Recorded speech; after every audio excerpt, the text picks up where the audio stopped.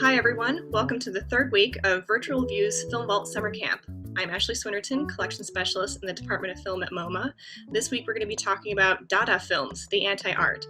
When I say anti-art, I don't mean that these works are not art or that Dadaists were against all art, but they were against the standard conventions of art. So anti-art is new art, new modes of expression, new techniques, new art forms, so they naturally embraced film as that newest form of art. I am delighted to be joined by Kitty Cleary, who ran the Circulating Film and Video Library here at MoMA for more than 30 years. So thanks so much for joining me, Kitty. You're welcome. I'm glad to be here. Thank you for asking me. Yes. This week we're looking at 3 films, Rhythmus 21, Ballymechanik, and Anemic Cinema. So the first film this week is Rhythmus 21 from, unsurprisingly, 1921 by Hans Richter. These films would have been unlike anything audiences in the early 1920s had ever seen before. For the most part, audiences at this time were used to seeing narrative films, a story with a beginning, a middle, and an end, or actualities, everyday scenes of giving the baby a bath or hanging up the washing to dry, newsreels, cartoons that were based on newspaper comic strips, but nothing that was completely abstract, completely expressive, films that were about shape and light and composition, not about telling a story. So these were completely immersive abstractions.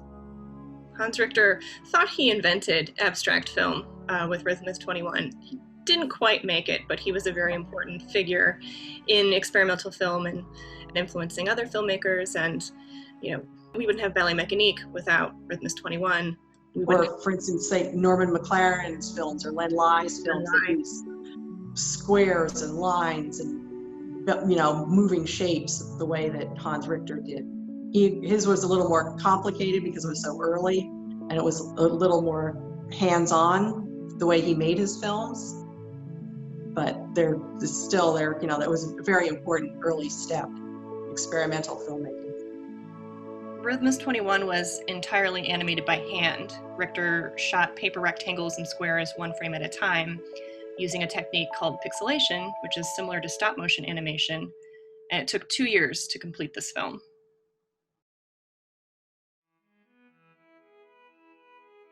The second film is Ballymechanik by Fernand Léger with Dudley Murphy and Maybe Man Ray from 1924. Ballymechanik is generally considered one of the very first acquisitions in the film department. In 1935, we acquired Ballymechanik and The Great Train Robbery. And those two are sort of the foundation, or two of the pillars of the film department and the film collection in the early days. Ballymechanik premiered in Vienna in 1924. Léger was a painter first and foremost, but he was always interested in the mechanical nature of modern life.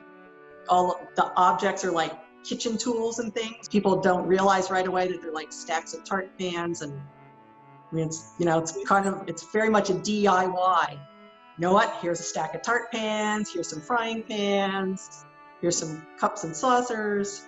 Talk about using ready-mades. Right, whatever you can find to get the image you want. You have this sort of combination of man and machine, everything a camera was capable of, he was using, close-ups, montage editing, slow motion, lots of cuts and juxtaposed images, lots of different filmmaking techniques going on here.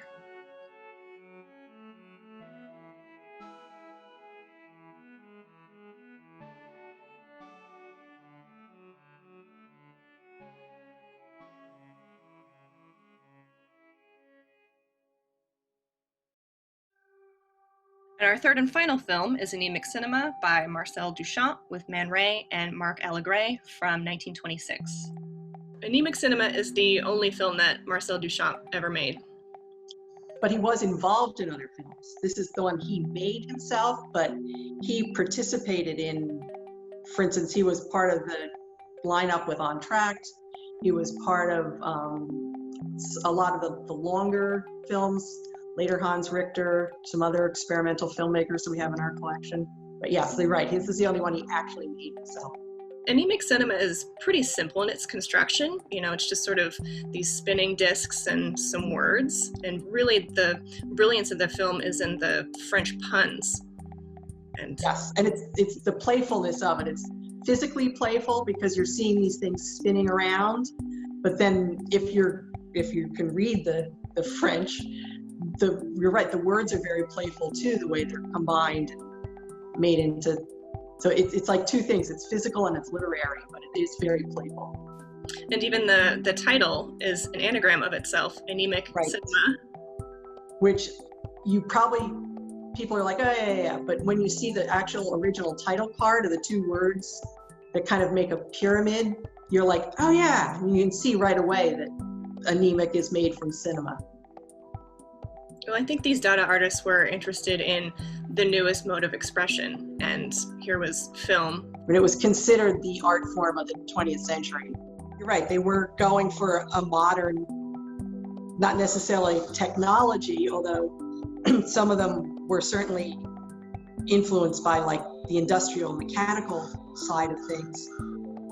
But they were looking at something new and modern. The same way in the early 70s, big pop painters all of a sudden picked up video cameras like Warhol and Serra. Same way these people were trying to develop new art forms. These are not narrative films. These are abstract films, which can sometimes be difficult for people. So have fun. You know, these are bonkers, off the wall films that are meant to be enjoyed, and pair them with whatever music you have, you know, on your phone at the time. Absolutely, yeah. Have fun with them. I mean, they're serious because they're modern art, but they're, in general, I think they were all considered fairly lighthearted as far as the subject matter. These are frenetic, energetic films that should be enjoyed. Yes, absolutely. Thank you so much for joining us, Kitty. Well, I hope you all enjoy this week's Dada films. You can find them on MoMA Magazine and the museum's YouTube channel. Join us next week for the very last week of Virtual Views Film Vault Summer Camp. See you at the movies.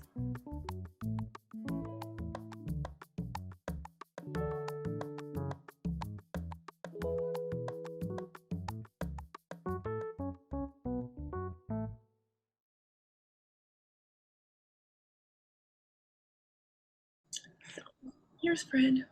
Hey, Fred. Fred loves movies.